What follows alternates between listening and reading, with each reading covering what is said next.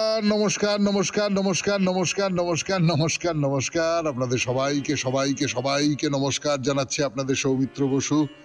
সবাইকে অজস্র শুভকামনা জানাচ্ছে, সবাইকে স্বাগত জানাচ্ছে আজকের এই শরণাগত অনুষ্ঠানে এবং সবাইকে শুভ সকাল জানাচ্ছে।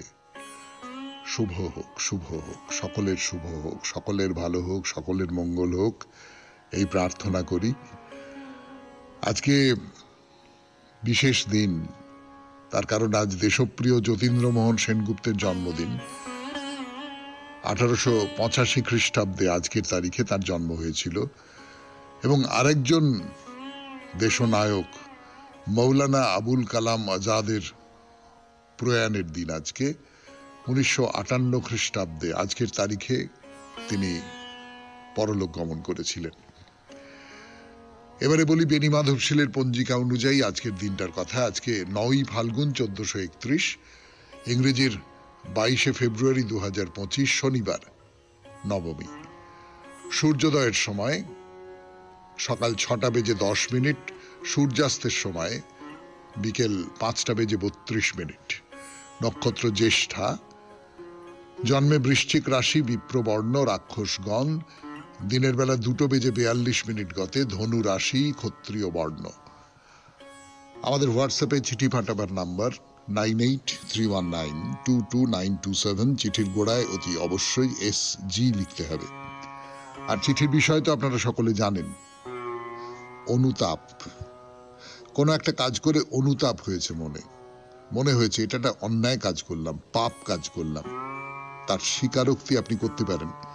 আগামী মঙ্গলবার সন্ধে 6টার মধ্যে 250 শব্দের ভেতর লেখা সেই স্বীকারোক্তি, সেই চিঠি যেন আমাদের দপ্তরে পৌঁছে যায়।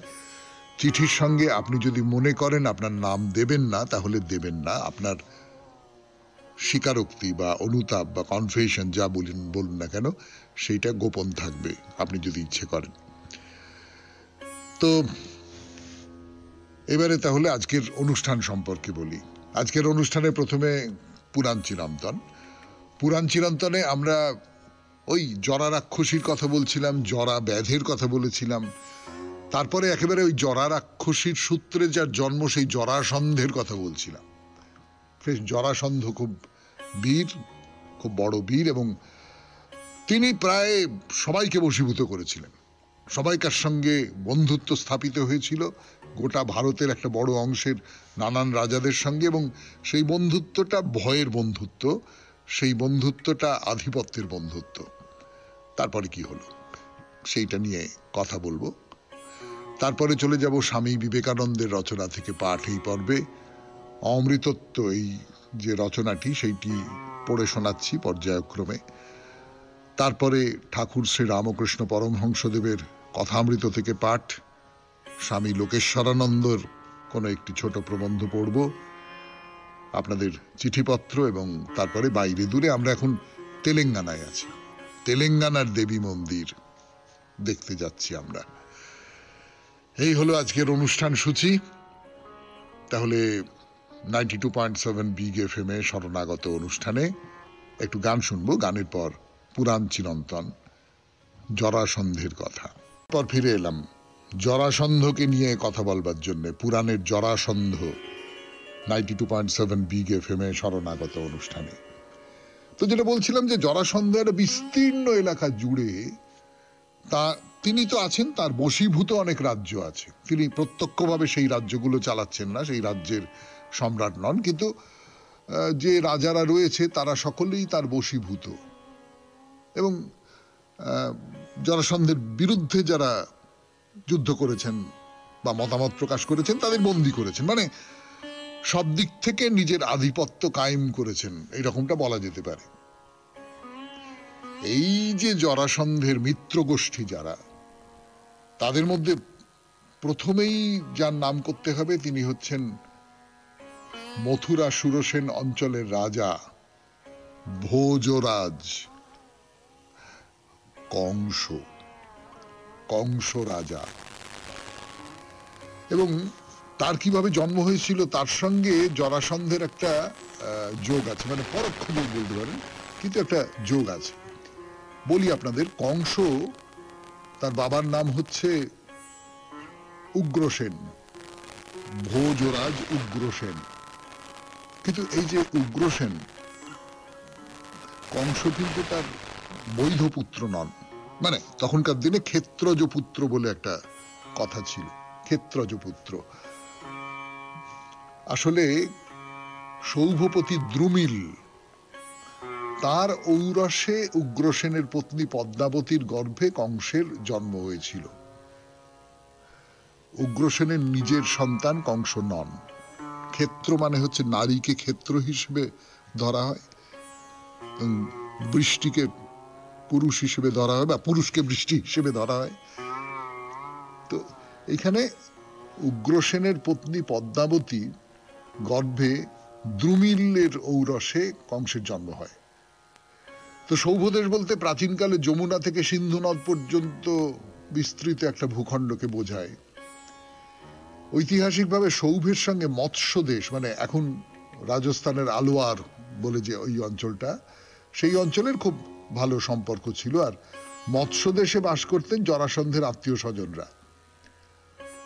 তো ফলে জরাসন্ধের একটা প্রভাব এর উপরে ছিল। আবার এই দ্রুমিলের ঔরসজাত পুত্র কংস, যিনি ভবিষ্যতে মথুরা সুরসেন অঞ্চলে জরাসন্ধের প্রতিনিধি হয়ে উঠবেন, এর ভিতরেও কোথাও একটা জরাসন্ধের প্রেরণা আছে। মোট কথা যেটা, সেটা হচ্ছে জরাসন্ধ সমস্ত উত্তর মধ্য পূর্ব ভারতে তার যে অধিকার, তার যে একাধিপত্য, সেইটা স্থাপন করতে পেরেছিলেন। শুধু একটা জায়গা ছাড়া, সেটা হচ্ছে যমুনার তীর, মথুরা সুরসেন, মথুরা সুরসেন অঞ্চল। সেখানে বাস করতেন যাদবেরা। এই যাদবদের তিনি কিছুতেই কবজা করতে পারেননি। আসলে এই যে মগধের সঙ্গে যাদবদের সঙ্গে জরাসন্ধের শত্রুতাটা বহু পুরনো।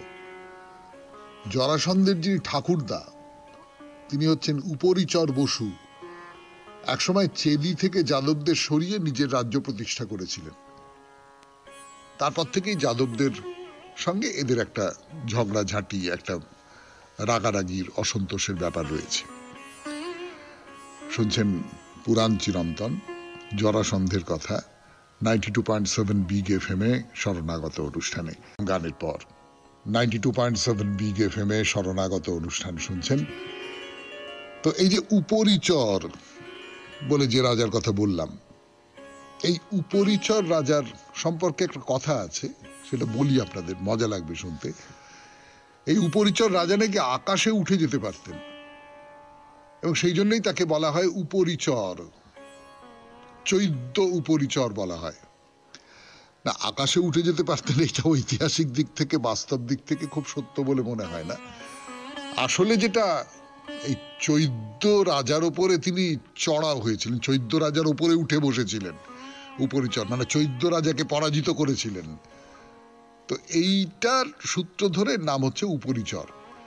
তো এই যে হেরে যাওয়াটা, এই হেরে যাওয়ার দুঃখটা যাদবরা ভুলতে পারছে না। সেই থেকেই তারা পথ খুঁজছিল কিভাবে এই উপরিচর বসু মহারাজকে জব্দ করা যায়।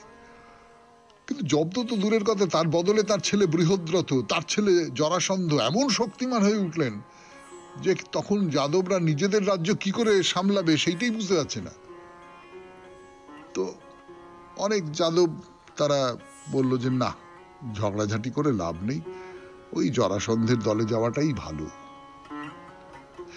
কিন্তু তার কারণটা কি? আসলে এইখানে জরাসন্ধ যে কেবলমাত্র খুব শক্তিমান রাজা ছিলেন, তার সৈন্য সামন্ত, তার নিজের শক্তি, এই সমস্ত না।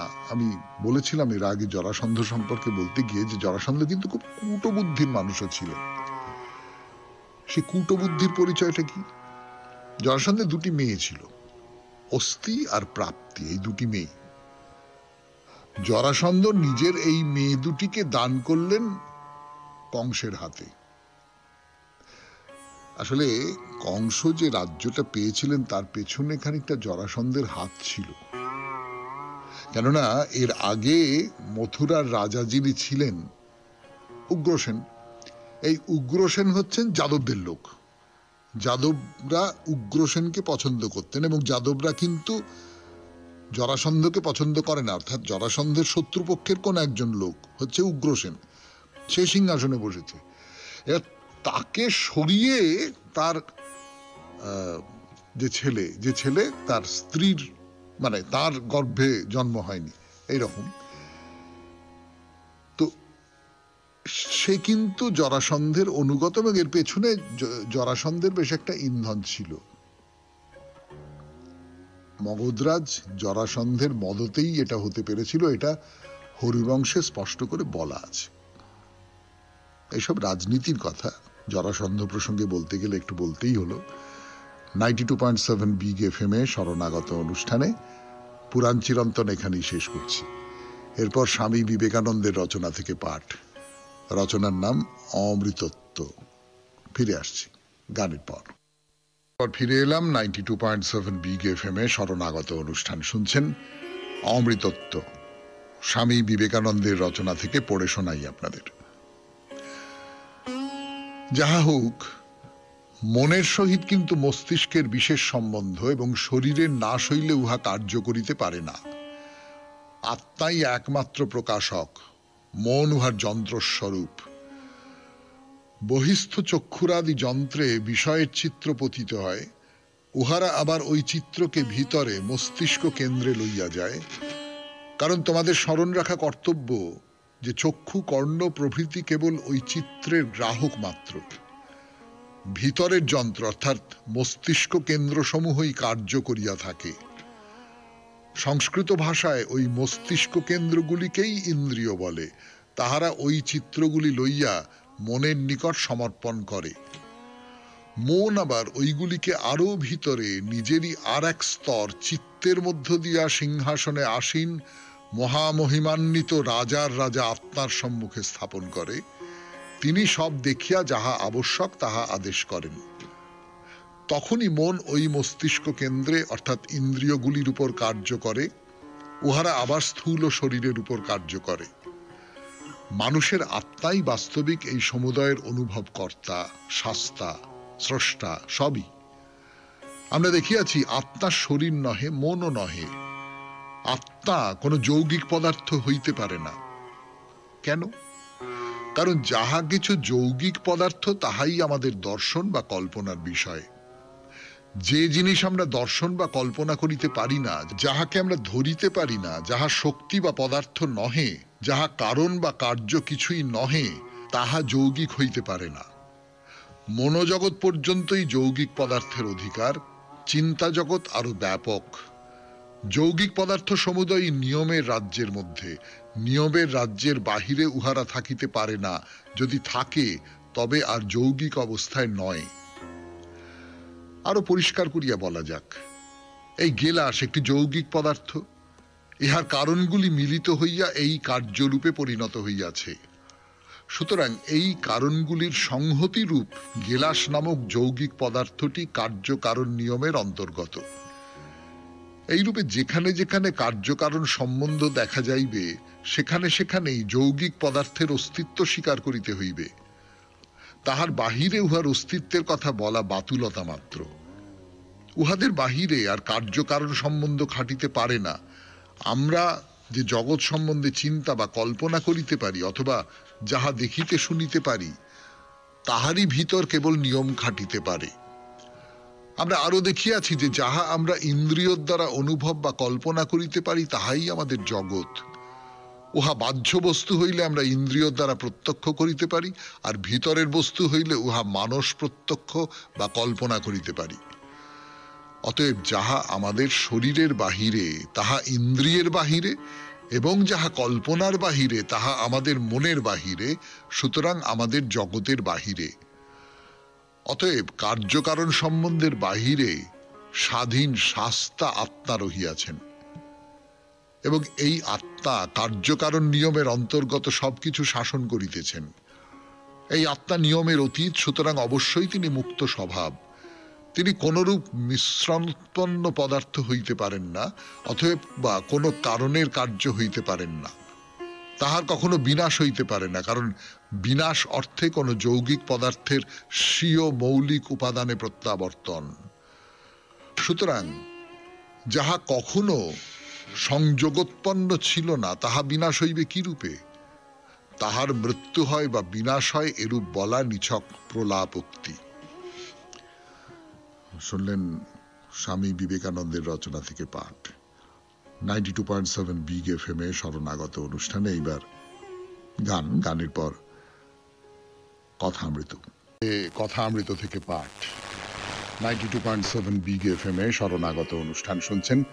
আমি আছি আপনাদের সঙ্গে, আপনাদের সৌমিত্র বসু। ঠাকুরের কথা বলছি আপনাদের, ঠাকুর শ্রী রামকৃষ্ণ পরমহংসদেবের কথা কতদিন ধরে বলছি। হয়তো এক কথা বারবার করে বলছি, কিন্তু বারবার করে শুনতেও ভালো লাগে। ভালো লাগে কেন? আমার নিজের মনে হয় দুটো কারণে ভালো লাগে। একটা হচ্ছে যে তিনি খুব তত্ত্ব কথা বলছেন না, কিন্তু মানে তত্ত্ব কথাই বলছেন, কিন্তু সেই তত্ত্ব কথাটা যে খুব একটা আমার ধরাছোঁয়ার বাইরে দিয়ে কোনো একটা চলে যাচ্ছে, জটিল সমস্ত ব্যাপার স্যাপার ইত্যাদি ইত্যাদি, আমার মন বিমুখ হয়ে যাচ্ছে, মনে হচ্ছে না না এটা এটা এই আমি কি বুঝবো, এসব আমি বুঝতে পারবো না, এইরকমটা নয়।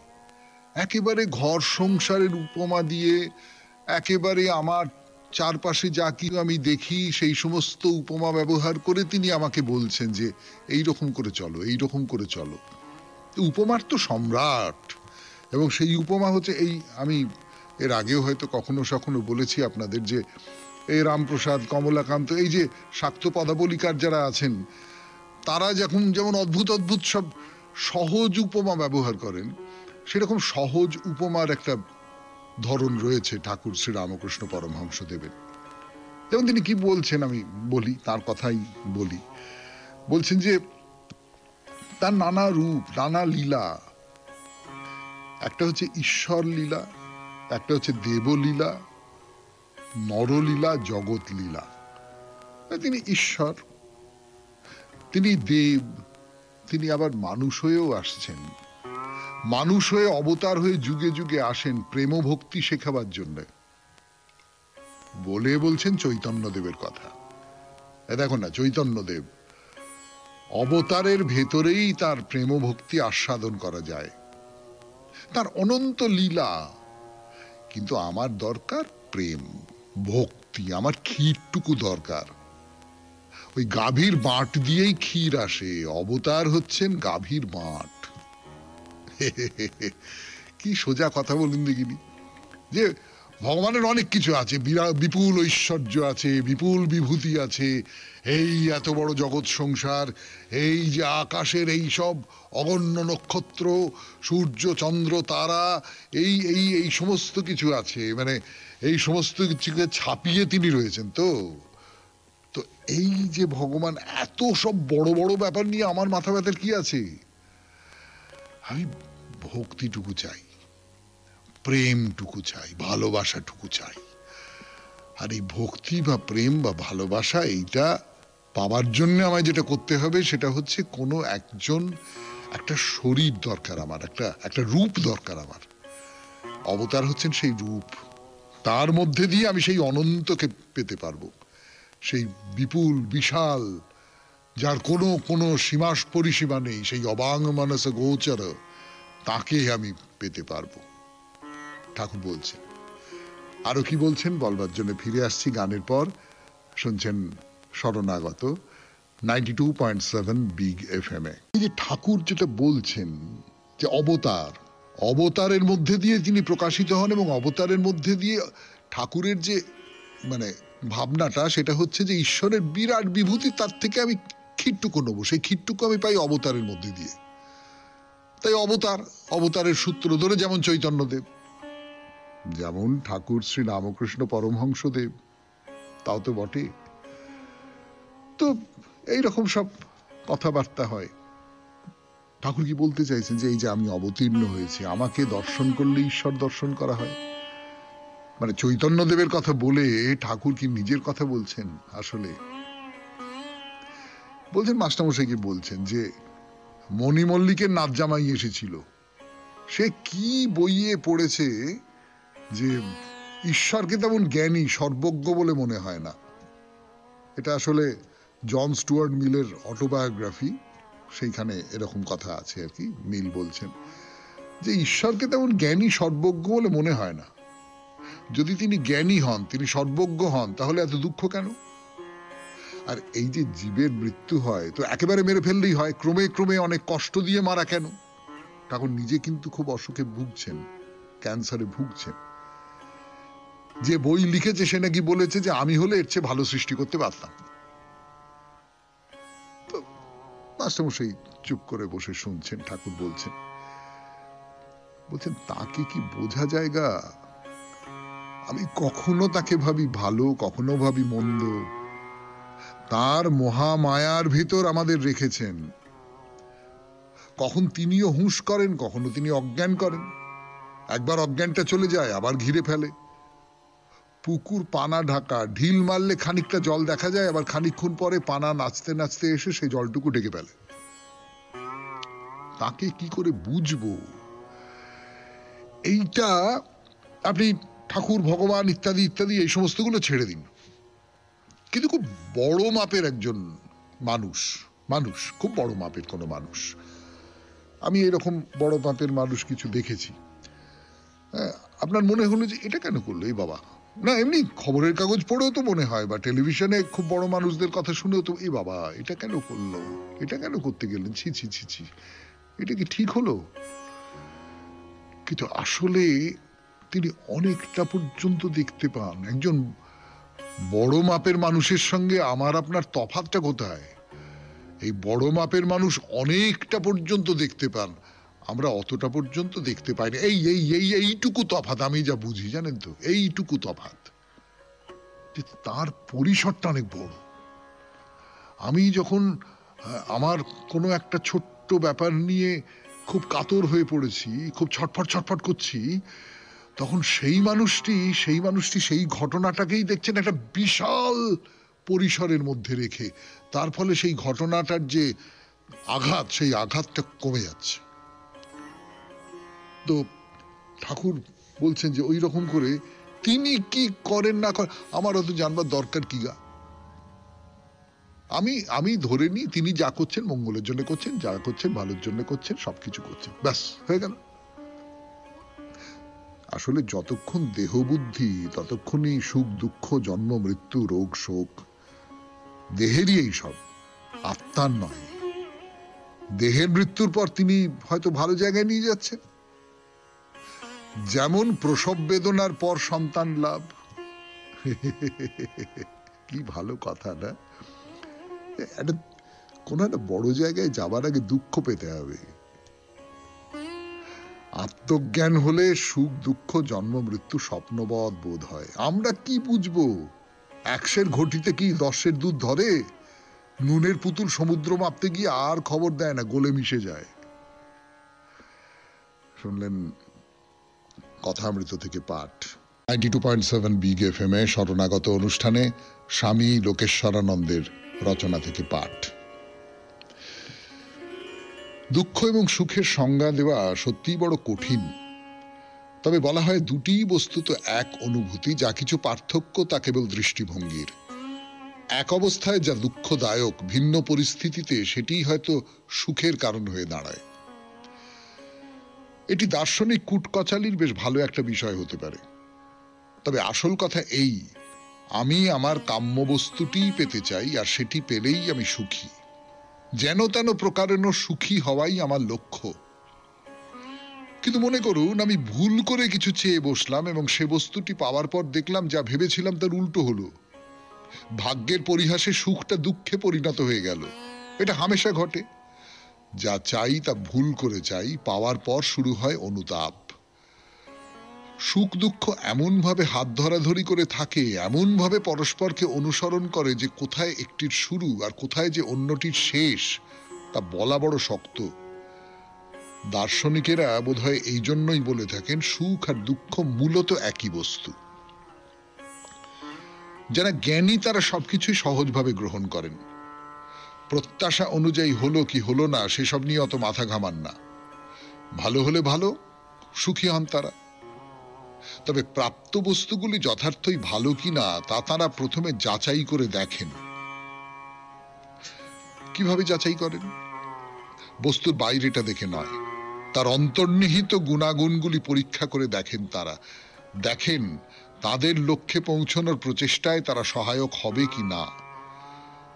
তাদের জীবনের নির্দিষ্ট একটা লক্ষ্য আছে, সেই লক্ষ্যে পৌঁছানোর জন্য যে কোনো স্বার্থ ত্যাগ করতে তারা প্রস্তুত, দরকার হলে নিদারুণ দুঃখকে বরণ করতেও তারা রাজি। প্রকৃত সুখ সেটাই যাকে কষ্টের মূল্যে অর্জন করতে হয়, যার জন্য কোনো কষ্ট স্বীকার করতে হয়নি, অযোগ্যতা সত্ত্বেও অপ্রত্যাশিতভাবে যা এসেছে অথবা কারো অনুগ্রহে যা পাওয়া গেছে। মানুষ সে সুখকে গুরুত্ব দেয় না বললেই চলে। সুখ আমাদের সকলেরই অভিপ্রেত, যদি সে সুখের সঙ্গে সম্মান জড়িত থাকে, যদি তা আমাদের আত্মশ্রদ্ধা বাড়ায়, আরাম ও আয়েশের জীবনকে উপেক্ষা করার শক্তি যে আমাদের আছে তা প্রমাণিত হয়। দুঃখ সর্বদাই কাম্য যদি লক্ষ্যে পৌঁছানোর পথে তা আমাদের সহায়ক হয়। কিন্তু যার জীবনে কোনো লক্ষ্যই নেই, সে যদি শুধু সুখভোগের জন্যই বেঁচে থাকে, তাহলে দোষ কি? সে জীবন অগৌরবের। যে জীবন সম্মান বয়ে আনে না তা জীবনই না। তাছাড়া যদি কেউ অবিমিশ্র সুখের সন্ধানে ফেরেন, তো শীঘ্রই তিনি বুঝবেন দুঃখ ছাড়া সুখের কোনো অস্তিত্বই নেই। এ আকাশ কুসুম কল্পনা। বুঝবেন সুখের ছদ্মবেশে দুঃখ আসে। কেন মানুষ এভারেস্টের চূড়ায় উঠতে চেষ্টা করে? কেন মানুষ দক্ষিণ মেরুতে একাকী থাকার প্রয়াসী হয়? কেন মানুষ আরব মরুভূমিতে একলা পরিভ্রমণ করে? প্রতিটি ক্ষেত্রেই অমানুষিক কষ্ট স্বীকার করতে হয় এদের। জীবনের ঝুঁকির কথা না হয় ছেড়েই দিলাম, কিন্তু কেন এরা সহজ সুখ ও স্বাচ্ছন্দ্যের নিরাপদ জীবনকে ঘৃণা করে বিপদকে বরণ করেন? জীবনে কেউ কেউ যেমন শারীরিক বিপদের ঝুঁকি নেন, কেউ কেউ আবার তেমনি মানসিক বিপদেরও ঝুঁকি নিয়ে থাকেন। কেন কিছু মানুষ কোনো আদর্শ অনুসরণের জন্য গৃহত্যাগ করে? সব ছেড়ে কেন হিমালয়ে চলে যান তারা, যেখানে চারপাশে শুধুই বরফ, জনমানবের চিহ্ন নেই কোথাও? তারা হয়তো উলঙ্গ থাকেন, খাদ্য বলতে কটা চাপাটি। আপনি গেলে তারা হয়তো আপনার সঙ্গে দেখাই করবেন না, কিন্তু একবার তাদের সান্নিধ্য পেলে দেখবেন যে আনন্দ, যে শান্তি তাদের মধ্য থেকে বিচ্ছুরিত হচ্ছে তার কোনো তুলনাই হয় না। তা আপনাকে অভিভূত করবে। সুখকে প্রত্যাখ্যান করে দুঃখকেই তো বরণ করেছেন তারা। তাহলে এই দিব্য শান্তি, এই আনন্দের অধিকারী তারা কেমন করে হলেন? আসলে উদ্দেশ্যটাই গুরুত্বপূর্ণ। উদ্দেশ্যের হেরফেরেই সুখ দুঃখে পরিণত হয়, আর দুঃখ রূপান্তরিত হয় সুখে। আদর্শের জন্য, মহৎ উদ্দেশ্য সাধনের জন্য বা বড় কিছু পাওয়ার জন্য যদি দুঃখকে বরণ করা হয়, তাহলে সেই দুঃখই প্রকৃত সুখ। আবার কেবল সুখভোগই যদি উদ্দেশ্য হয়, পরিণামে তা দুঃখ ডেকে আনবে। সুখ আত্মশক্তি বিনষ্ট করে, হয়তো শরীরেরও ক্ষতি করে, আর দুঃখে শরীরের বিনাশ ঘটলেও ঘটতে পারে, কিন্তু আত্মার মহিমাকে তা উজ্জ্বল করে তোলে। শুনলেন স্বামী লোকেশ্বরানন্দজির রচনা থেকে পাঠ 92.7 বিগ এফএম-এ শরণাগত অনুষ্ঠানে। এবারে গান, গানের পর আপনাদের চিঠিপত্র। পুণ্য কাজ, মানে আপনাদের চিঠিপত্রের উত্তর। পলি চৌধুরী চিঠি লিখেছেন কলকাতা থেকে, বিষয় পুণ্য কাজ। পড়ে শোনাই সেই চিঠি। মাননীয় সৌমিত্র মহাশয়, প্রথমেই আপনাকে আমার আন্তরিক ধন্যবাদ জানিয়ে বলি, এই সপ্তাহে চিঠির বিষয়ে মানুষের জীবনে পুণ্যের কাজ সম্পর্কে জানতে চেয়ে আমার দীর্ঘদিনের ইচ্ছা পূরণ করেছেন। পার্থিব জগতে পাপ পুণ্য বলে যদি কিছু থাকে, তা বিধাতার বিচার্য বিষয়। আমার মনে হয় নিঃস্বার্থভাবে যে কোনো ভালো কাজ করাই পুণ্যের কাজ। বাস্তবিক জগতে এমন অনেক নীরব নিদর্শন রয়েছে, যেখানে অন্ধকারে নিমজ্জিত অসহায় দিশাহারা মানুষদের আলোর বৃত্তে নিয়ে আসা যায়। একটি ব্যক্তিগত অভিজ্ঞতা তুলে ধরছি। 1997 সালের কথা। আমার বাড়িতে পরিচারিকার কাজ করতেন একজন মহিলা। ওর বাড়িতে অসুস্থ স্বামীর চিকিৎসা ও একমাত্র মেয়েকে লেখাপড়া শিখিয়ে স্বাবলম্বী করে তোলার আশায় 5-6 বাড়ি বিরামহীনভাবে কাজ করতেন। ওর এই অক্লান্ত পরিশ্রম দেখে ওর মেয়ের লেখাপড়ার দায়িত্ব নিলাম আমি। 4র্থ শ্রেণীতে পড়া শান্ত চেহারার মেয়েটির নাম ঝুমুর। সে লেখাপড়ায় ভালো ছিল। প্রাথমিকের পড়াশোনা শেষ করে উচ্চ বিদ্যালয়ে 5ম শ্রেণীতে ভর্তি হলো। দিনগুলো বাদল হাওয়ার মতো হু হু করে কেটে যেতে লাগলো। দেখতে দেখতে মাধ্যমিক পরীক্ষার দিন চলে এলো। সেই সময় যথাসাধ্য ওদের পাশে থাকার চেষ্টা করেছি। ঝুমুরের মাকে কাজ থেকে ছুটি দেওয়া, ঝুমুরকে পড়াশোনায় সাহায্য করা ইত্যাদি। তারপর যখন ফলাফল প্রকাশের দিন জানতে পারলাম ঝুমুর মাধ্যমিকে ফার্স্ট ডিভিশনে পাশ করেছে, সেদিন আমার আনন্দের সীমা ছিল না। এ যেন ছিল মা ও মেয়ে দুজনেরই প্রবল সদিচ্ছা, নিরন্তর শ্রম ও অদম্য প্রচেষ্টার সমন্বয়ে জীবনের পরীক্ষায় উত্তীর্ণ হওয়ার সাফল্য। সেদিন রেজাল্ট হাতে ঝুমুর আর ওর মায়ের কৃতজ্ঞ অকৃত্রিম হাসি আজও আমার মনে উজ্জ্বল হয়ে আছে। ঝুমুরকে প্রকৃত মানুষ হয়ে ওঠার আশীর্বাদ করে বলেছিলাম, তোর যত দূর ইচ্ছা পড়াশোনা করবি, আমি তোর পাশে আছি। ঝুমুর কথা রেখেছে। উচ্চ মাধ্যমিক পরীক্ষাতেও সে ভালো রেজাল্ট করে কলেজে ভর্তি হলো, ডিগ্রি কোর্স সম্পূর্ণ করে গ্র্যাজুয়েট হয়েছে। এখন ঝুমুর একটি বেসরকারি সংস্থায় কর্মরত। ঝুমুরের মা পরিচারিকার কাছ থেকে অবসর নিয়েছেন। ভালো চিকিৎসায় ওর স্বামীও আগের থেকে সুস্থ আছেন। অবশেষে পরিবারটি সুখের মুখ দেখতে পেরেছে, এটুকুই বড় তৃপ্তি দেয়। আমাদের সমাজে এরকম অসংখ্য ঝুমুর আছে, ছোট্ট তৃণ চারার মতো। তাদের স্বপ্ন সম্ভাবনাকে লালন করতে পারলে তারাই ভবিষ্যতের মহীরুহ হয়ে মাথা উঁচু করে বাঁচতে পারে, আর অনেকের আশ্রয় হয়ে উঠতে পারে। পত্র শেষে আপনাকে ও 92.7 বিগ এফএম এর সকল সদস্যগণ এবং শ্রোতাবৃন্দকে জানাই আমার আন্তরিক ভালোবাসা ও শুভেচ্ছা। নমস্কারান্তে, পলি চৌধুরী। হ্যাঁ, এইটা তো পারি আমরা শুধু এইটুকু পারি যে যেখানে দেখব যে মানুষ অসহায়, মানুষ আর্ত, নিজের কোনো ক্ষতিও করতে হবে না, একটু তার দিকে হাত বাড়িয়ে দিলাম। আমি 10 টাকার খাই, 9 টাকার খেয়ে 1 টাকা তার দিকে বাড়িয়ে দিলাম, তাহলে কিন্তু অনেকটা হয়ে যায়। যে জন্মেছে সে জন্মানোদের সাহায্য তো চায়।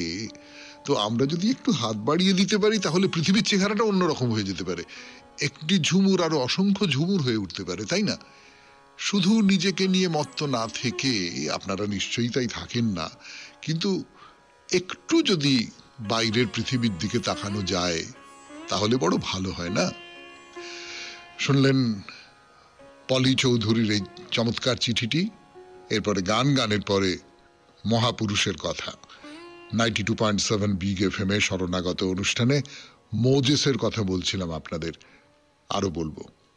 এবার মোজেসের কথা, মহাপুরুষের কথায় মোজেসকে নিয়ে কথা বলছিলাম। ইহুদিদের নিয়ে মিশর থেকে ফেরাওকে এড়িয়ে তারা প্যালেস্টাইনের দিকে যাচ্ছেন। তো যাওয়ার পথে নানান রকমের বাধা পড়ছে। সেই বাধা ফেরাওয়ের সৈন্যরা তাড়া করে এসেছে, তাদের কিভাবে আটকানো হলো। তারপর যেতে যেতে যেতে যেতে যেতে যেতে সমুদ্র পার হয়ে চলে গেলেন মোজেস, সেই সমুদ্রের জলে ভেসে গেল ফেরাওয়ের সৈন্যরা।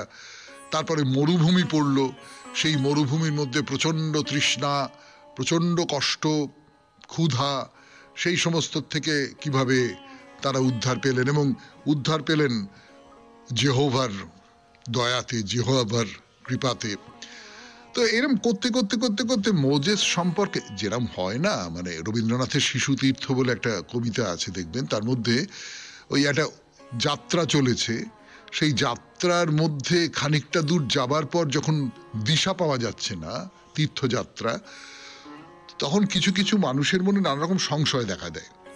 তখন তারা নেতাকে আক্রমণ করতে থাকে, বলে তুমি আমাদের ভুল পথে টেনে নিয়ে এসেছো, এরকম তো হয়। তো মোজেসকেও সেই রকম বিরুদ্ধতার মুখোমুখি হতে হয়েছিল, কিন্তু শেষ পর্যন্ত মোজেস জেহোভার দয়ায় সেই সব কিছুর থেকে বেরিয়ে আসতে পারলেন। মরুভূমিতেও তৃষ্ণার জল পাওয়া গেল, ক্ষুধার খাবার পাওয়া গেল, এই সমস্ত কিছু। তো ফলে যারা মোজেসকে দোষারোপ করছিল তারা অনুতপ্ত হয়ে মোজেসের কাছে ক্ষমা চাইল, এবং সবাই মোজেসকে তাদের ধর্মগুরু, তাদের নেতা হিসেবে স্বীকার করে নিল। সবাই তিনি যেভাবে এগিয়ে যেতে বলছেন সেইভাবে এগিয়ে যাচ্ছে। কিন্তু এই খাবার ফুরিয়ে গেল, আশপাশে কোথাও কোনো খাবারের সন্ধান পাওয়া যাচ্ছে না, প্রচন্ড খিদে। আবার মোজেসকে দোষারোপ করতে আরম্ভ করলো সবাই, তোমার জন্য আমাদের এত কষ্ট সহ্য করতে হচ্ছে, তোমার জন্যে। তা মোজেস হাত তুলে দাঁড়ালেন, বললেন যে তোমার মনে হচ্ছে আমাদের ঈশ্বর জেহোভার কথা তোমরা ভুলে গিয়েছ। তিনি ফারাওকে তোমাদের দেশ ত্যাগ করবার অনুমতি দিতে বাধ্য করেছেন। তিনি সমুদ্রকে দ্বিধা বিভক্ত করেছেন, সৈন্যদের হাত থেকে তোমাদের রক্ষা করেছেন, তোমাদের তৃষ্ণা মেটানোর জন্য পানীয় জলের ব্যবস্থা করেছেন। তবু তোমরা তার শক্তিতে সন্দেহ প্রকাশ করছো। মোজেসের কথা শেষ হতে না হতেই কোথা থেকে সেখানে অসংখ্য পাখি উড়ে এসেছে। ইহুদিরা তখন সেই পাখিগুলোকে মারছে, পাখির মাংস খাচ্ছে। আর কারুর মনে কোনো সংশয় নেই, মোজেসই তাদের অবিসংবাদিত নেতা।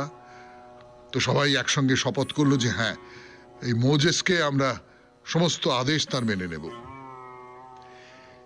এই যে কাহিনী, আখ্যান, এই আখ্যানের মধ্যে দিয়ে কোথাও একটা ভক্তির কথাই তো বলা হচ্ছে, যে জিহোবার কাছে, বা যিনি জিহোবার আদেশে তোমাকে নিয়ে যাচ্ছেন, তোমার গুরু, সেই গুরুর কাছে আত্মসমর্পণ করো। সেই গুরুকে তুমি যাচাই করে নাও, যেমন এই ইহুদিরা যাচাই করে নিচ্ছেন। কিন্তু যাচাই করে নিয়ে তারপরে গুরুকে অনুসরণ করো। গুরু যা বলছেন শোনো, গুরুর কাছে নিজেকে সমর্পণ করে দাও, এবং সেই গুরুর কাছে যে নিজেকে সমর্পণ করছো তার সূত্র ধরে তুমি ঈশ্বরের কাছে নিজেকে সমর্পণ করে দাও। এই কথাটাই আমরা শ্রীরামকৃষ্ণ পরমহংসদেবের কথামৃতে শুনি না? তো যাই হোক, মোজেস নিয়ে যাচ্ছেন, ইহুদিদের নিয়ে যাচ্ছেন বলে এফিতিম বলে একটা জায়গা, নির্জন প্রান্তর। হ্যাঁ, সেইখানে শিকার করে সেগুলোর মাংস খাদ্যরূপে গ্রহণ করা হলো। চারদিকে ধু ধু করছে বালি, মাঝে মাঝে ছোট ছোট পাহাড়, কোথাও কোনো পানীয় জল নেই। সকলে অবাক, এই কোথায় এসেছি আমরা? জল নেই, খাবার নেই, এখানে তো তিলে তিলে মরতে হবে। তা ইহুদিদের মনের কথা তো বুঝতে পেরেছেন মোজেস। তার মনে হলো, এই কাদের নেতা আমি, কাদের নেতা? স্বাধীন জীবনের সামান্যতম অসুবিধে সহ্য করতে পারছে না, অথচ যুগ যুগ ধরে দাসত্বকে মুখ বুজে মেনে নিয়েছে। এইটা হচ্ছে একটা খুব গুরুত্বপূর্ণ কথা, যে আপনি যদি স্বাধীন হতে চান, স্বাধীন যে স্বাধীনতা আপনাকে সামাজিকতার যে সামাজিক নিয়ম কানুন, রাষ্ট্রের নিয়ম কানুন এর নিগড় থেকে আপনাকে মুক্ত করে দেবে, তার কতগুলো বিপদ আছে, তার কতগুলো কষ্ট আছে, তার কতগুলো চ্যালেঞ্জ আছে। সেইটা কিন্তু আপনাকে মেনে নিতে হবে। 92.7 বিগ এফএম এ শরণাগত অনুষ্ঠানে শুনছেন মহাপুরুষের কথা। আরো কথা বলবো মোজেসের কথা, ফিরে আসছি গানের পর। শেষ করে কথা শুরু করছে আপনাদের সৌমিত্র বসু 92.7 বিগ এফএম এ শরণাগত অনুষ্ঠানে। তো মোজেস ভাবছেন যে এই কাদের নেতা হয়ে এসেছি আমি, কাদের নেতা? এরা সামান্যতম অসুবিধে সহ্য করতে পারে না, এদের নিয়ে আমি একটা নতুন জায়গায় যাব, নতুন একটা সমাজ গড়ব, নতুন একটা জায়গা তৈরি। তো জিহোভা তিনি মোজেসকে দেখা দিলেন, বললেন তুমি ধৈর্য হারিও না, যদি আমার নির্দেশ মেনে চলো তবে ইসরায়েলের সন্তান ইহুদি জাতি একদিন পৃথিবীর শ্রেষ্ঠ জাতিতে রূপান্তরিত হবে। এগিয়ে যাও, এগিয়ে যাও, এগিয়ে যাও। তো মোজেস আবার এগিয়ে যাচ্ছেন। যেতে যেতে যেতে যেতে যেতে যেতে একটা বড় পাহাড়ের সামনে এসে দাঁড়িয়েছেন। আবার জিহোবার নির্দেশ, সে একটা পাথর সরাতেই বেরিয়ে এলো স্বচ্ছ জলের একটা ঝর্ণা। তো সেখানে সকলেই একেবারে অঞ্জলি পেতে জল পান করলো। এই মোজেস সেখানে এসেছিলেন, তার খুব কাছাকাছি প্যালেস্তাইন। প্যালেস্তাইনে তখন বাস করে আমালেক নামে একটা উপজাতি সম্প্রদায়। তো নতুন একদল মানুষ ঢুকছে আমাদের জায়গায়, স্বভাবতই কি কারা এরা, কোথা থেকে আসছে, কি ব্যাপার, হ্যাঁ যুদ্ধ করতে হবে, তাদের আটকাতে হবে। আর অন্যদিকে ইহুদিরা দীর্ঘ পথ পার হয়ে এসেছে, ক্লান্ত, পরিশ্রান্ত, অবসন্ন। তো তারা মোজেসকে বলল যে এই যুদ্ধে তো আমরা নিশ্চিতভাবে হেরে যাব, এখানে না তোমরা চলো আমরা অন্য কোথাও যাই, চলো অন্য কোথাও। তো মোজেস বললেন যে না না না, তোমরা অকারণে ভয় পাচ্ছ। জিহোভার নির্দেশ, ঈশ্বরের ইচ্ছে, এই প্যালেস্তাইনেই আমাদের বাসভূমি গড়ে উঠবে, আর এই যুদ্ধে আমাদের জয় হবেই হবে। তো মোজেস বললেন যে ওই যে যারা আমাদের আক্রমণ করতে আসছে, আমালেকদের সঙ্গে আমাদের যুদ্ধ করতে হবে। পুরুষেরা সবাই একসঙ্গে এসো, যুদ্ধ করবো আমরা। তো যুদ্ধ পরিচালনার ভার কাকে দেওয়া যায়, কাকে দেওয়া যায়, কাকে দেওয়া যায়? জোশুয়া নামে একজন যুবক, খুব সাহসী, তাকে নেতা করা হলো। এই যুদ্ধ শুরু হয়ে গেল। নিজে মোজেস যুদ্ধে যোগ দিলেন। দেবতার নির্দেশে পাহাড়ের ওপরে উঠে তার হাতের দণ্ড আকাশের দিকে তুলে ধরলেন। যুদ্ধের প্রথম দিকে ইহুদিরা হেরে যাচ্ছে, পিছিয়ে যাচ্ছে, হেরে যাচ্ছে। কিন্তু মোজেস যখন তার দণ্ডটা আকাশের দিকে তুলে ধরলেন, যুদ্ধের গতি পাল্টে গেল। ইহুদিরা এবারে বীর বিক্রমে ঝাঁপিয়ে পড়লো আমালেকদের ওপর। সে প্রচন্ড বিক্রম সহ্য করতে না পেরে আমালেকরা একেবারে বিপর্যস্ত, বিধ্বস্ত হয়ে তারা পালিয়ে গেল। এই জিতে গেছি আমরা, জিতে গেছি। নতুন উদ্যমে তারা এগিয়ে চললো প্যালেস্তাইনের দিকে। পথে সিনাই বলে একটা পাহাড়, সেটা পড়লো। সেখানে খাবার জল আছে, গাছপালা প্রচুর আছে। তো মোজেস বললেন যে এইখানেই বরং আমরা তাঁবু খাটাই। তো সেই সময় মোজেসের শ্বশুর জেথ্রো তার স্ত্রী, 2 ছেলে আর সঙ্গী সাথীদের নিয়ে সেই পথ ধরে যাচ্ছিল। তো অপরিচিত বহু মানুষকে সেখানে দেখে প্রথমে তারা একটু ভয় পেয়ে গেল। কাছে আসতেই বুঝতে পারলো যে এরা দেশত্যাগ করেছে, ইহুদি জাতি। এবং এই জেথ্রো, সে তো মোজেসের শ্বশুর, সে চিনতে পারলো, মোজেসকে চিনতে পারলো যে আচ্ছা আচ্ছা, আমার জামাইয়ের নেতৃত্বে এরা এখানে বসতি স্থাপন করতে এসেছে। বহুদিন পরে শ্বশুরের সঙ্গে দেখা হলো, নিজের স্ত্রীর সঙ্গে দেখা হলো, ছেলেদের সঙ্গে দেখা হলো মোজেসের, বহুদিন পরে। এই পর্যন্তই থাক। আবার পরের শনিবারে মোজেসের গল্প বলবো আপনাদের। শেষ হলো আজকের শরণাগত 92.7 বিগ FM এ। আপনাদের জানিয়ে রাখি, আমাদের হোয়াটসঅ্যাপে চিঠি পাঠাবার নাম্বার 9831922927। চিঠির গোড়ায় অতি অবশ্যই SG লিখতে হবে। আর কি, সবাই খুব ভালো থাকবেন, আনন্দে থাকবেন। নমস্কার নমস্কার নমস্কার নমস্কার নমস্কার নমস্কার নমস্কার নমস্কার। আপনাদের সবাইকে সবাইকে সবাইকে নমস্কার জানাচ্ছে আপনাদের সৌমিত্র বসু। সবাইকে অজস্র শুভ কামনা জানাচ্ছে, সবাইকে স্বাগত জানাচ্ছে আজকের এই শরণাগত অনুষ্ঠানে, এবং সবাইকে শুভ সকাল জানাচ্ছে। শুভ হোক, শুভ হোক, সকলের শুভ হোক, সকলের ভালো হোক, সকলের মঙ্গল হোক, এই প্রার্থনা করি। আজকে বিশেষ দিন, তার কারণ আজ দেশপ্রিয় যতীন্দ্রমোহন সেনগুপ্তের জন্মদিন। 1885 খ্রিস্টাব্দে আজকের তারিখে তার জন্ম হয়েছিল। এবং আরেকজন দেশনায়ক মৌলানা আবুল কালাম আজাদের প্রয়াণের দিন আজকে। 1958 খ্রিস্টাব্দে আজকের তারিখে তিনি পরলোক গমন করেছিলেন। এবারে বলি বেণী মাধবশীলের পঞ্জিকা অনুযায়ী আজকের দিনটার কথা। আজকে 9ই ফাল্গুন 1431, ইংরেজির 22শে ফেব্রুয়ারি 2025, শনিবার, নবমী। সূর্যোদয়ের সময় সকাল 6টা বেজে 10 মিনিট, সূর্যাস্তের সময় বিকেল 5টা বেজে 32 মিনিট। নক্ষত্র জ্যেষ্ঠা, জন্মে বৃশ্চিক রাশি, বিপ্রবর্ণ, রাক্ষসগণ। দিনের বেলা 2টো বেজে 42 মিনিট গতে, ধনু রাশি, ক্ষত্রিয় বর্ণ। আমাদের হোয়াটসঅ্যাপে চিঠি পাঠাবার নাম্বার 9831922927। চিঠির গোড়ায় অতি অবশ্যই SG লিখতে হবে। আর চিঠির বিষয় তো আপনারা সকলে জানেন, অনুতাপ। কোনো একটা কাজ করে অনুতাপ হয়েছে, মনে হয়েছে এটা একটা অন্যায় কাজ করলাম, পাপ কাজ করলাম, তার স্বীকারোক্তি আপনি করতে পারেন। আগামী মঙ্গলবার সন্ধে 6টার মধ্যে 250 শব্দের ভেতর লেখা সেই স্বীকারোক্তি, সেই চিঠি যেন আমাদের দপ্তরে পৌঁছে যায়। চিঠির সঙ্গে আপনি যদি মনে করেন আপনার নাম দেবেন না, তাহলে দেবেন না। আপনার স্বীকারোক্তি বা অনুতাপ বা কনফেশন যা বলুন না কেন, সেইটা গোপন থাকবে আপনি যদি ইচ্ছে করেন। তো এবারে তাহলে আজকের অনুষ্ঠান সম্পর্কে বলি। আজকের অনুষ্ঠানে প্রথমে পুরাণ চিরন্তন।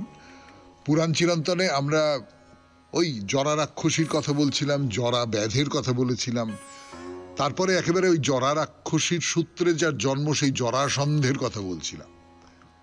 জরাসন্ধ খুব বীর, খুব বড় বীর, এবং তিনি প্রায় সবাইকে বশীভূত করেছিলেন। সবাইকার সঙ্গে বন্ধুত্ব স্থাপিত হয়েছিল গোটা ভারতের একটা বড় অংশের নানান রাজাদের সঙ্গে, এবং সেই বন্ধুত্বটা ভয়ের বন্ধুত্ব, সেই বন্ধুত্বটা আধিপত্যের বন্ধুত্ব। তারপরে কি হলো সেইটা নিয়ে কথা বলবো। তারপরে চলে যাব স্বামী বিবেকানন্দের রচনা থেকে পাঠ এই পর্বে। অমৃতত্ব এই যে রচনাটি সেইটি পড়ে শোনাচ্ছি পর্যায়ক্রমে। তারপরে ঠাকুর শ্রী রামকৃষ্ণ পরমহংসদেবের কথামৃত থেকে পাঠ, স্বামী লোকেশ্বরানন্দর কোনো একটি ছোট প্রবন্ধ পড়ব, আপনাদের চিঠিপত্র, এবং তারপরে বাইরে দূরে আমরা এখন তেলেঙ্গানায় আছি। তেলেঙ্গানার দেবী মন্দির দেখতে যাচ্ছি আমরা। এই হলো আজকের অনুষ্ঠান সূচি। তাহলে 92.7 বিগ FM এ শরণাগত অনুষ্ঠানে একটু গান শুনবো, গানের পর পুরাণ চিরন্তন, জরাসন্ধের কথা। পর ফিরে এলাম জরাসন্ধকে নিয়ে কথা বলবার জন্য। পুরাণের জরাসন্ধ 92.7 বিগ FM এ শরণাগত অনুষ্ঠানে। তো যেটা বলছিলাম যে জরাসন্ধ একটা বিস্তীর্ণ এলাকা জুড়ে তিনি তো আছেন, তার বশীভূত অনেক রাজ্য আছে। তিনি প্রত্যক্ষভাবে সেই রাজ্যগুলো চালাচ্ছেন না, সেই রাজ্যের সম্রাট নন, কিন্তু যে রাজারা রয়েছে তারা সকলেই তার বশীভূত। এবং জরাসন্ধের বিরুদ্ধে যারা যুদ্ধ করেছেন বা মতামত প্রকাশ করেছেন তাদের